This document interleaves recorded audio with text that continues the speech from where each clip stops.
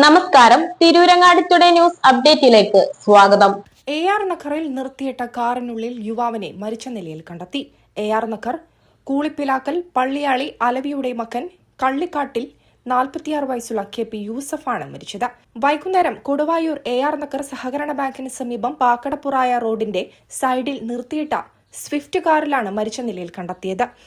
മുൻപിൽ ഡ്രൈവറുടെ സീറ്റിന് സമീപത്തെ സീറ്റിലായിരുന്നു. കാറിനുള്ളിൽ ഒരാൾ അനക്കമില്ലാതെ കിടക്കുന്നത് ശ്രദ്ധയിൽപ്പെട്ട നാട്ടുകാർ പോലീസിൽ വിവരമറിയിക്കുകയായിരുന്നു. ഉടൻ തന്നെ തിരുരങ്ങാടി പോലീസ് സ്ഥലത്തെത്തി പരിശോധന നടത്തി. തുടർന്ന് നടത്തിയ പരിശോധനയിലാണ് യൂസഫാണെന്ന് തിരിച്ചറിഞ്ഞത്.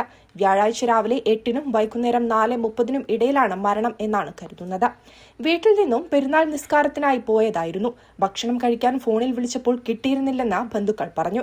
സംഭവത്തിൽ വേങ്ങര പോലീസ് അന്വേഷണം ആരംഭിച്ചു. മൃതദേഹം ഇന്ന് പോസ്റ്റ്മോർട്ടത്തിന് ശേഷം ഖബറടക്കും.